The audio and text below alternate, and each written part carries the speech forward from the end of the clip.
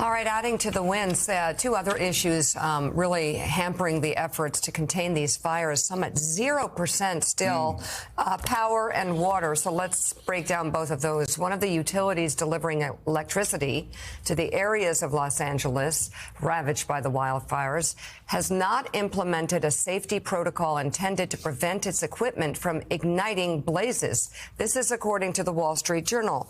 The Los Angeles Department of Water and Power has not developed a plan to proactively shut off parts of its system during windstorms to reduce the risk of sparks from its power lines. Regulatory filings show this. Other California utilities do so periodically when fire risk is high. The Journal continues. As dangerous winds threaten to buffet Los Angeles, the Los Angeles Department of Water and Power's system remained energized until the windstorm caused significant damage and knocked out power for tens of thousands of customers. The paper notes that the causes of the wildfires remain under investigation, including whether power lines played any role. A spokesman for the department told the Journal it has other safety measures in place. Power lines in California have ignited some of the nation's most deadly and destructive fires. Then there's water. Meanwhile, the water systems the firefighters rely upon are antiquated and unreliable. The New York Times reporting this morning that officials say storage tanks that hold water for high elevation areas and the pumping systems that feed them cannot keep pace with the demand. That was in part because those who designed the system did not account for the stunning speeds at which multiple fires would race through the Los Angeles area this week. We are looking at a situation that is just completely not part of any domestic water system design, said Marty Adams, a former general manager and chief engineer at the Los Angeles Department of Water and Power, which is responsible for delivering water to nearly 4 million residents of Los Angeles. If this is going to be a norm, there's going to have to be some new thinking about how systems are designed, he said. Los Angeles City Council member Tracy Park tells the Times there are environmental catastrophes waiting to happen everywhere with our water mains, she said, adding that some were a century old. And again, I mean, Frank, people are saying, well, climate change is causing catastrophes, the likes of which we've never seen. Okay, yes. Yeah. Part of that is true. The other part of it is that 50 years ago, let's just take the state of Florida. A lot of people were not building in the flood zones that they're building right now. They weren't building homes on top of the Gulf of America or the, what do we call the Atlantic Ocean now? The, Trump Pond, whatever it's called. But people weren't building where they're in flood zones, and they are now. And here's a great quote from the Times. This is Greg Pierce talking about it, saying the same thing. These water systems weren't designed for urban fires. Or were designed for urban fires, not fast-moving fires. He goes on to say a more fundamental question is whether it's a good idea to rebuild neighborhoods adjacent to wildlands.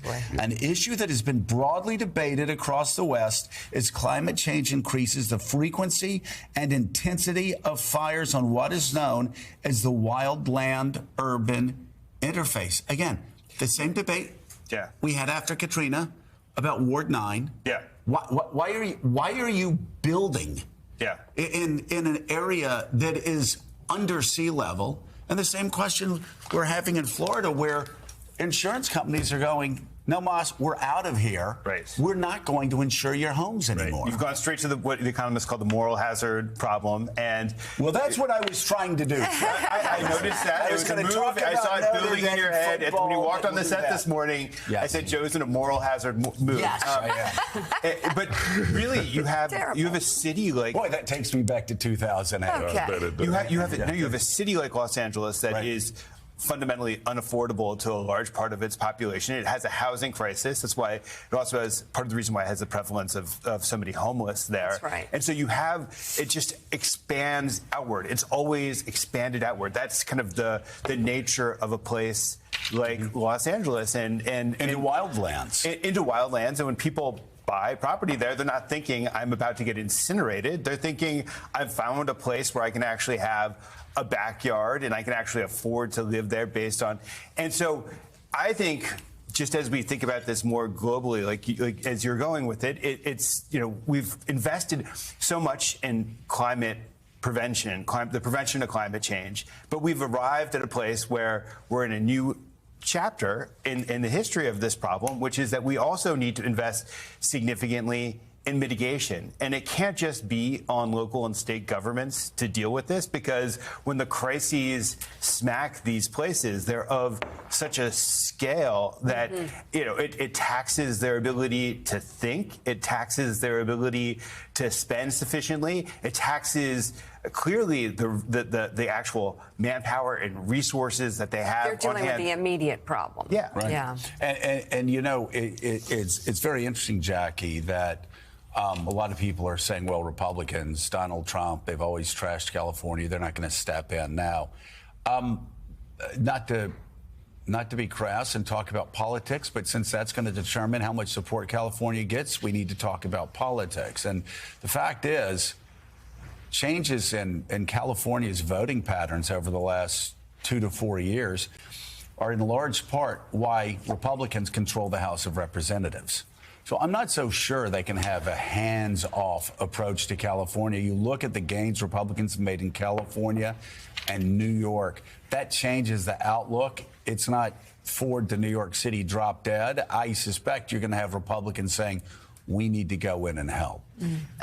I think that you're absolutely right. And, you know, right now it's not just the Elon Musks and Donald Trumps of the world that are criticizing the emergency preparedness or lack thereof in the city. And especially the Palisades is sort of ripe for this kind of conversation, because the former mayoral candidate who lost to Karen Bass is one of the most prominent property developers in the area. Carusoeville has basically been torched to the ground. Rick Caruso's luxury development in Palisades Village, an area that really is so densely populated. It's unfathomable the damage that's happened right now. But you're seeing, you know, Hollywood stars, activists, Pod Save America hosts, the likes, asking California and Los Angeles, and specifically one of the most progressive cities in the country, to really rethink a lot of the policies that they've implemented, and a lot of the dysfunction that people have been criticizing with regards to homelessness and other less urgent situations, and to try to course correct. But I do think that at the end of the day, this is a real lesson in overdevelopment in places that should not be overdeveloped. And then the question is what to do about that and moving forward. Mayor Karen Bass was in her news conference late yesterday talking a lot about immediately rebuilding. Jonathan Lemire cutting through red tape and getting people back in their homes. Talk about the federal response, and then we'll also talk about the reality of that. Yeah, it's going to be, first of all, an arduous, lengthy, and very expensive process to rebuild these neighborhoods, some iconic and deeply affluent neighborhoods of Los Angeles. President Biden said yesterday the federal government's certainly going to do their part in stepping up. He's saying that the federal government will have a 100%. They will pick up the entire cost, 100% disaster response coverage over the next 180 days, which is an increase from the current 75%. That's what's normally allotted for a response like this, and even more than what Governor Newsom requested. He requested 90% federal support. President Biden says, no, we'll do all 100%. But he's also saying that Congress is likely going to need to step up. He's going to make an appeal for a supplemental, and that's where things get tricky. You know, Republicans now, of course, have both the House and the Senate. They are about to have the White House in 10 days' time. Donald Trump's inauguration exactly 10 days from today. President Biden had been in Southern California for a few days as these fires ignited. He was there on unrelated events that he had to cancel. He canceled what was going to be his last foreign trip. He was supposed to be in Rome today, meeting with the Pope. No longer is, so he can maintain the federal response to this. Also, Vice President Harris, who's home there in the Brentwood area of Los Angeles, very close to some of these fires. She also canceled what was supposed to be her last foreign trip. She had a couple of stops to make in Asia and then Europe. That likely now won't happen either, because she's also wants to be part of the federal response here, one that hits very close to home. home and to her heart, as she said yesterday. So, Mika, right now the federal government is stepping up, and this is a long way to go before these fires are even contained. Then the rebuilding begins, and we'll see what happens as the new administration enters. President-elect Trump continuing his feud with Gavin Newsom just yesterday.